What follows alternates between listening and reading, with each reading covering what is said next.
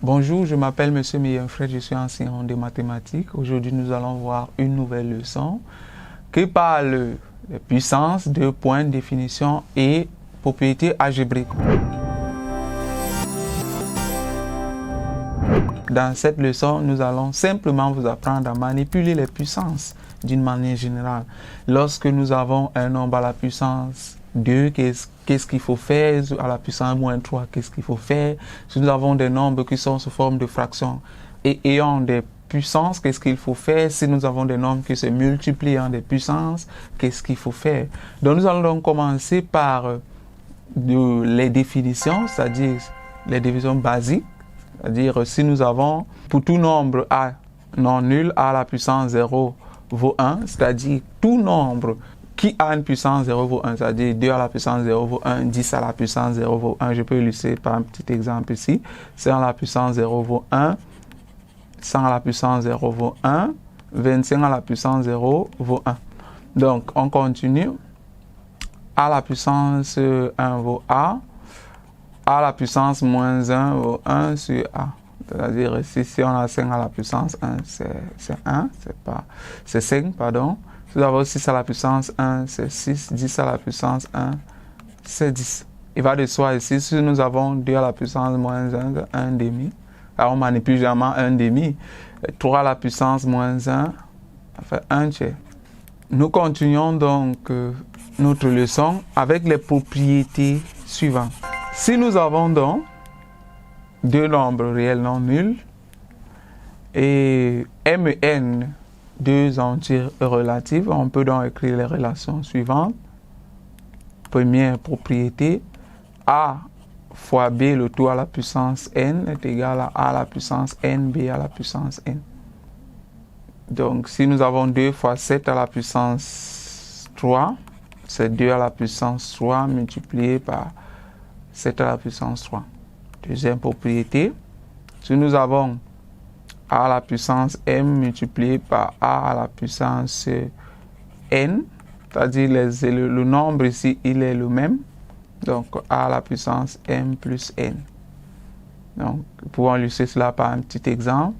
Si nous avons 2 à la puissance moins 2 multiplié par 2 à la puissance 3, ceci est égal à 2 à la puissance moins 2 plus 3, qui donne 2 à la puissance 1.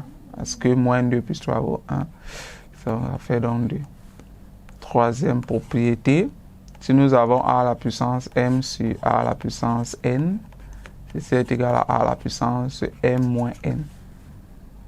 Donc nous pouvons l'illustrer avec un petit exemple. Par exemple 10. Donc 7 au carré sur 7 à la puissance 10, ça fait 7 à la puissance 2 moins 10. Voilà. Ça fait 7 à la puissance moins 8. Nous venons donc de voir là quelques propriétés concernant la multiplication, la division des nombres, n'est-ce pas, qui ont des puissances. Donc nous continuons dans notre leçon avec une partie très importante. Donc pour tout entier strictement positif, si on a la racine carrée, qu'est-ce qu'il faut faire et que cette racine a une certaine puissance? Quelles sont les manipulations qu'il faudrait, n'est-ce pas, opérer ici? Donc, pour tout A positif, strictement positif, et pour tout N appartenant à Z entier relatif, nous pouvons avoir la première propriété suivante. Si nous avons A à la puissance 2N, ceci est égal à A à la puissance N.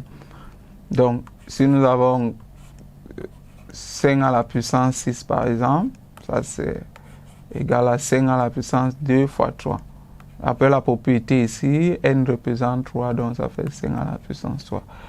Deuxième propriété, si nous avons racine carrée de A à la puissance 2N plus 1, ceci est égal à A à la puissance N racine de A. Donc, nous pouvons illustrer cela par un petit exemple. Si nous avons 2 à la puissance 7, ceci est égal à 2 à la puissance 2 fois 3 plus 1. Voilà, 2 fois 3, 6, plus 1, 7. D'après la propriété, ça va faire A ici, N va représenter 3. Donc ça fait 2 à la puissance 3 racine de 2. Parce que A ici représente 2 et N représente 3. Cette propriété pourra, n'est-ce pas, être utilisée pour des formes suivantes. C'est-à-dire, si nous avons la forme racine de A au cube, cette propriété s'applique directement à ça. Donc, racine de A à la puissance 3 donne A racine de A. Donc, si nous avons donc 5 à la puissance 3, ceci c'est 5 racine de 5. Si nous avons 7 à la puissance 3, ceci c'est 7 racine de 7. Si nous avons 2 à la puissance 3, ceci c'est 2 racine de 2. Voilà donc en quelques mots, en quelques définitions, en quelques propriétés, sur quoi devait porter la leçon sur puissance, propriété, définition et propriété algébrique. À nous revoir très bientôt pour une nouvelle séance.